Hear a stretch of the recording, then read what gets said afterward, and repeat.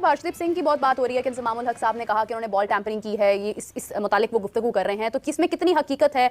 Because अगर इंजमाम उल हक साहब कह रहे हैं तो डेफिनेटली इसमें कहीं ना कहीं हकीकत जो है वो वाज़ह है। इंजमाम साहब कह रहे हो तो हकीकत ही होगी, ये कोई यकीनी बात तो नहीं है कि अगर उन्होंने कहा है या किसी ने भी कहा है तो कोई बात 100% हकीकत ही होगी। वो एनालाइज कर रहे हैं गेम को, उनका ख्याल है कि वहाँ पर गेम के साथ कुछ हुआ है। पाकिस्तान अपने घर पे बैठी हुई है, लेकिन हमारे फॉर्मर क्रिकेटर्स पूरी पाकिस्तानी क्रिकेट कम्युनिटी को, पाकिस्तानी क्रिकेट फटर्निटी को शर्मिंदा करने का कोई मौका जिंदगी से जाने नहीं देते हैं। कोई लॉजिक होती है इल्ज़ाम लगाने की। मतलब मैं यहाँ किसी को डिफेंड नहीं कर रहा, लेकिन जो टीम वर्ल्ड कप से बाहर हो गई, जिन्होंने वो गेम हारा, वो खामोश बैठे हैं।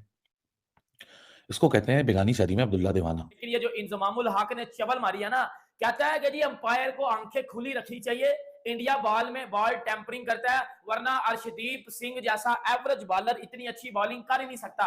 टेक्निकली तो उनकी बात में बड़ा वजन लगता है कि 12वें ओवर या 13वें ओवर में गेंद पे जो है टेम्परिंग की गई और 15वें ओवर में रिवर्स स्विंग हो तो नया बॉल इतनी जल्दी रिवर्स स्विंग नहीं होता। और लेकिन अब इंजमाम के तजर्बे को तो मैं चैलेंज नहीं कर सकता, इसमें आईसीसी को देखना होगा। और लेकिन आईसीसी क्या देखेगी? भारत के खिलाफ तो कभी देखा ही नहीं उसने, तो अब क्या देखेगी? तो अर्शदीप की बॉलिंग पे बात हो रही है, ये तो देखें कि वेस्ट इंडीज के ओपन ग्राउंड हैं, with the wind ball swing कर जाता है, अगेंस्ट द विंड नहीं करता है।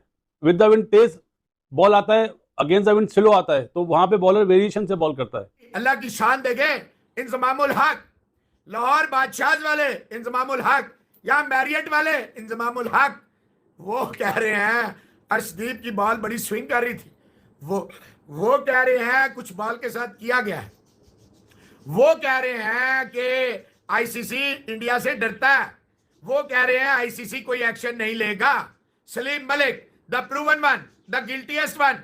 ये पाकिस्तान है जहां पे जो प्रूवन होते हैं, जो फिक्सिंग के बिल्कुल गोडे गिट्टों तक होते हैं, वो कह रहे हैं वाह भाई वाह, वो इल्जाम लगा रहे हैं। जी बात यह है कि अपना दिया जलाने के वास्ते ना दूसरों के चिराग नहीं बुझाने चाहिए। वो अच्छी क्रिकेट खेल रहे हैं, बेहतरी इसी में है और बड़ाई इसी में है और बुजुर्गी इसी में कि आप उसको मान लें। जब तक आप ये लैम एक्सक्यूज देते रहेंगे कि जी बॉल पे चिप लगी हुई है, बॉल जो है वो इसमें बॉल टेम्परिंग हुई है। देखिए बॉल टेम्परिंग अगर वो करते हैं और अगर बॉल को वो अगर रिवर्स स्विंग के लिए इस्तेमाल करते हैं तो ये कोई मामूली सा बच्चा भी जो क्रिकेट को जानता है वो ये बात समझ सकता है कि उसके लिए आपकी पेस जो है ना वो 150 के करीब होनी चाहिए। जितनी आपकी पेस होगी उसके बाद आपका बॉल जो है वो रिवर्स स्विंग होगा। तो अर्शदीप की इतनी पेस ही नहीं है कि वो 150 तक जाके वो पेस के साथ गेंद करे। मूवी का एक डायलॉग है कि भाई जिनके घर कांच के होते हैं उन्हें दूसरे के घरों पे पत्थर नहीं मारने चाहिए, पर पाकिस्तानियों को पता नहीं यार ये बात क्यों समझ नहीं आती है और वो पाकिस्तानी उल्टी सीधी बातें करते रहते हैं। ऐसी है पाकिस्तान के पुराने कप्तान और पाकिस्तान का दुनिया की हिस्ट्री के सबसे बड़े फिक्सर सलीम मलिक ने भाई ये बात करी है अर्शदीप के बारे में। और इंजमाम उल हक और सलीम मलिक ने कहा है कि भाई जो ये अर्शदीप है जिसकी बॉल वेस्ट इंडीज में इतनी स्विंग कर रही है, वो इसलिए कर रही है क्योंकि अर्शदीप है वो बॉल टेम्परिंग करता है। पर इन नालायकों ने इतना दिमाग नहीं लगाया कि भैया वेस्ट इंडीज के जो ग्राउंड है वो खुले हैं और वहां पर हवा चलती रहती है और जो इसकी गेंद अर्शदीप की ज्यादा स्विंग कर रही है वो हवा की वजह से भी कर सकती है। क्योंकि जो इन्होंने इल्जाम लगाया बॉल टेम्परिंग का, तो इन नालायकों को खुद को पता है, जिन्होंने 15-15, 20-20 साल क्रिकेट खेला है पाकिस्तान की तरफ से, इनको खुद को पता है कि भाई रिवर्स स्विंग का फायदा कौन सा गेंदबाज उठा पाता है बॉल टेम्परिंग करने के बाद में। मतलब जिसकी स्पीड 150 के करीब हो या 150 से ज्यादा हो, वही गेंदबाज बॉल टेम्परिंग करके फायदा उठा पाता है। पर अर्शदीप की स्पीड तो 130-135 है, तो भाई उसकी जो स्विंग कर रही है बॉल, उसके ऊपर इन्होंने ये नहीं सोचा कि भैया उसकी गेंद जो है वो हवा की वजह से स्विंग कर सकती है, बस सीधा इल्जाम थोप दिया कि भैया वो बॉल टेम्परिंग कर रहा है। इस बात से पता चलता है कि भैया पाकिस्तानियों के मन में कितनी जलन है भारत से। मतलब जो पाकिस्तानी एक टाइम पर कहते थे कि भाई जो भारत की टीम में गेंदबाज है, भारतीय क्रिकेट टीम के जो गेंदबाज हैं, ऐसे गेंदबाज तो हमारे यहाँ गली क्रिकेट खेलते हैं। इरफान पठान को लेकर भी इन्होंने ऐसी बात कही थी कि इरफान पठान के जैसे गेंदबाज तो यहाँ गली क्रिकेट खेलते हैं। क्या गेंदबाज है इरफान पठान? असली गेंदबाज तो भाई पाकिस्तान में पैदा होते हैं।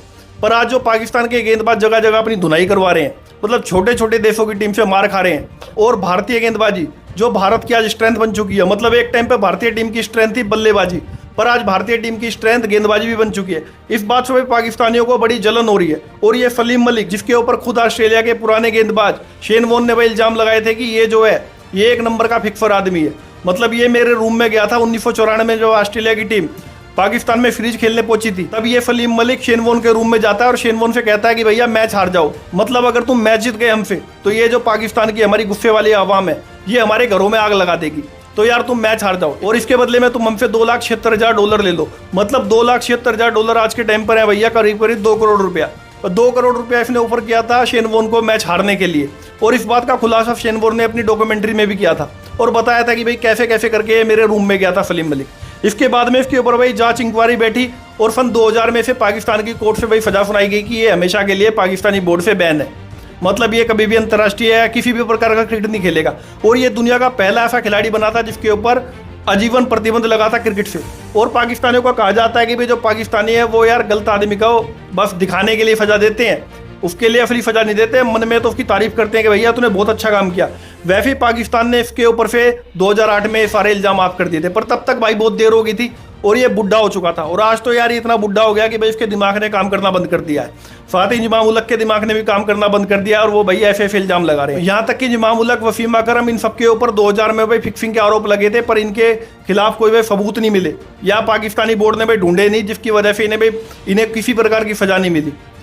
और आज यार ये ऐसी बातें कर रहे हैं बैठ बैठ के। या तो यार इनका दिमाग है ना बुढ़ापे में पूरी तरह खराब हो चुका है। काफी ज्यादा कंट्रोवर्शियल होते हुए हमें नजर आ रहे हैं और माजी में भी उन पर तनकीद होती रही है। तो अली सलमान से उनका मौक़िफ़ जान लेते हैं। अली सलमान, ये भारत क्या कह रहा है और इंज़माम की जानिब से जो एक्यूजिशंस लगाए गए हैं खासकर अर्शदीप सिंह के ऊपर, उस पर आपका रद्द-ए-अमल क्या है? क्योंकि जब 50 ओवर का वर्ल्ड कप हुआ था तब भी कुछ ऐसी बातें सुनने में आई थी कि भारत तो बॉल तब्दील कर देता है। जी बात यह है कि अपना दिया जलाने के वास्ते ना दूसरों के चिराग नहीं बुझाने चाहिए। वो अच्छी क्रिकेट खेल रहे हैं, बेहतरी इसी में है और बड़ाई इसी में है और बुजुर्गी इसी में कि आप उसको मान लें। जब तक आप ये लैम एक्सक्यूज देते रहेंगे कि जी बॉल पे चिप लगी हुई है, बॉल जो है वो इसमें बॉल टेम्परिंग हुई है। देखिए बॉल टेम्परिंग अगर वो करते हैं और अगर बॉल को वो अगर रिवर्स स्विंग के लिए इस्तेमाल करते हैं तो ये कोई मामूली सा बच्चा भी जो क्रिकेट को जानता है वो ये बात समझ सकता है कि उसके लिए आपकी पेस जो है ना वो 150 के करीब होनी चाहिए। जितनी आपकी पेस होगी उसके बाद आपका बॉल जो है वो रिवर्स स्विंग होगा। तो अर्शदीप की इतनी पेस ही नहीं है कि वो 150 तक जाके वो पेस के साथ गेंद करे, क्योंकि जब वसीम और वकार गेंद करते थे, वसीम और वकार का पेस जो था वो 150 प्लस था, शिव अख्तर का जो पेस था 150 प्लस था। तो रिवर्स स्विंग के लिए, बॉल टेम्परिंग के लिए जरूरी है भाई कि आपका पेस जो है वो इतना होना चाहिए कि बॉल को जो है वो आसानी के साथ रिवर्स स्विंग कर सको। दूसरी बात यह है कि क्या अर्शदीप सिंह की ने मूवमेंट के जरिए विकेट हासिल की है, तो ये भी जरा चेक कर लीजिए कि अर्शदीप को विकेट किस तरह से मिली है। तो सिर्फ और सिर्फ ये कहना कि जी इंडिया तो किसी न किसी तरह उसके अच्छे खेल को हमें सबूताज करना है, उसको टारगेट करना है, उसको टेंटेट करना है। कभी हम कहते हैं कि जब चिप लगी हुई है, कभी हम कहते हैं कि जरा बॉल तो अली क्या इंज़माम जेलस हो रहे हैं भारतीय टीम की परफॉर्मेंस से? और सलीम मलिक ने भी इसको सेकंड किया है। वो कह रहे हैं कि अंपायर्स को भी अपनी आंखें खुली रखना चाहिए और यही अगर पाकिस्तानी बॉलर्स ने किया होता तो एक कोहराम आ जाता। अली इंज़माम ने 120 टेस्ट खेले, 120 टेस्ट खेलने वाला इतनी वसूख से एक बात कह रहा है अपने ऑब्जर्वेशन पे, तो आप उसको ऐसे चैलेंज कैसे कर सकते हैं कि वो ऐसी बातें कर रहा है? मैं चैलेंज को इसलिए कर सकता हूं कि इंजमाम को ग्राउंड में तो नहीं है, इंजमाम के पास कोई एविडेंस है इस बात का कि वो बॉल टेम्परिंग हुई है। उनके ऑब्जर्वेशन है, उन्होंने मैच देखा है, मैच देख के बात कर रहे हैं। 120 टेस्ट का तजुर्बा तो कम तो नहीं होता। में रिवर्स स्विंग के लिए बॉल तैयार था लेकिन फिर 15 ओवर में रिवर्स स्विंग हो गया। ऑब्जर्वेशन में और एलिगेशन में अगर बहुत फर्क है। उनको ये कहना चाहिए कि मुझे ऐसा लगता है, उन्होंने सीधा सीधा कह दिया कि बॉल अर्शदीप में बॉल जो है वो टेम्पर किया है। आप यहाँ पाकिस्तान में बैठ के आप कैसे कह सकते हो कि 7 समंदर पार किसी ने बॉल टेम्पर किया है? टेस्ट मैच में जो बॉल टेम्परिंग होती है वो डिफरेंट होती है और वनडे में वाइट बॉल में बॉल टेम्परिंग डिफरेंट होती है। अब मैं आपको इस तरह बता देता हूँ जो मेरा पॉइंट ऑफ व्यू है।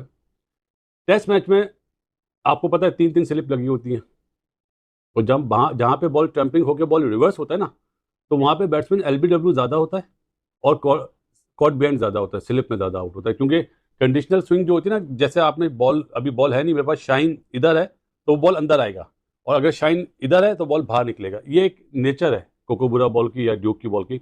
लेकिन जहाँ पे शाइन है वहीं पे बॉल जाए तो उसका हम बोलते हैं रिवर्स स्विंग। हालांकि वो हमारे पाकिस्तान की लैंग्वेज में सीधा स्विंग होता है और बैट्समैन अगर लाल बॉल में शाइन देख ले तो उसको बहुत आसानी हो जाती है रिवर्स स्विंग खेलने में, पहली चीज़। और आउट कहाँ पे होता है बैट्समैन? LBW बोल्ड या कॉट बिहाइंड, पीछे, सामने आउट नहीं होता है। इसी तरह वाइट बॉल में अगर बॉल रिवर्स हो रहा है, बॉल टेम्परिंग हो रही है, तो उसमें बैट्समैन बोल्ड और LBW होगा, सामने आउट नहीं होगा। वो बॉल मिडिल नहीं होता है, ये ध्यान में रखिएगा। और जो अर्शदीप की बॉलिंग पे बात हो रही है, ये तो देखें कि वेस्ट इंडीज के ओपन ग्राउंड हैं, with the wind ball swing कर जाता है, अगेंस्ट द विंड नहीं करता है। With the wind Tej ball आता है, अगेंस्ट द विंड स्लो आता है, तो वहां पे बॉलर वेरिएशन से बॉल करता है। जो आपने सवालात भेजे ना कि 15 ओवर के बाद ऐसे ऐसे, अरे 15 ओवर आप क्यों सोचते हैं? आप ये तो देखेंगे मैक्सवेल ने जो शॉट मारा क्या हर्षदीप को मारा है? वो तो निकल के कुलदीप से आउट हुआ है। अक्षर पटेल को रिवर्स क्या मतलब स्टोनिस ने जो मारा है क्या बॉलर हर्षदीप था? अक्षर पटेल था ना। मिचेल मार्श किस तरह आउट हुआ? अच्छे कैच लेने पे। तो मैच तो वहीं पे खत्म हो गया था जहां पे स्टोनिस आउट हो गया। उसके बाद तो मतलब एक ट्रेविस हेड था, वो ही खतरा बन सकता था। वो पहले बहुत अच्छा खेला, लेकिन नए बॉल में रन करना वेस्ट इंडीज में और अमेरिका में आसान है। जहाँ पे बॉल पुराना हो जाएगा नहीं हिट आउट होगा, क्योंकि बॉल थोड़ा सॉफ्ट हो जाता है। वहाँ पे जो ग्राउंड्स की हालत है और जो पिचेस की हालत है, वहाँ पे बॉल लग के सॉफ्ट हो जाता है, और सॉफ्ट बॉल को इतनी आसानी से हिट नहीं लगती। 20 ओवर बहुत होते हैं। तो जो आपने सवाल भेजे मेरे हिसाब से गलत भेजे। अगर रिवर्स बॉल जब होता है ना, तो आपको पेस भी चाहिए, आपको रिवर्स बॉल करना आना चाहिए। क्या हर्षदीप को रिवर्स बॉल करना आता है? मेरा ख्याल है नहीं आता। वो अपना स्विंग पे ज़्यादा डिपेंड करता है कि मैं स्विंग करूं विद द विंड को देख के ना। वो स्विंग बॉलर है बेसिकली, आप लोग ने जो बात करी है।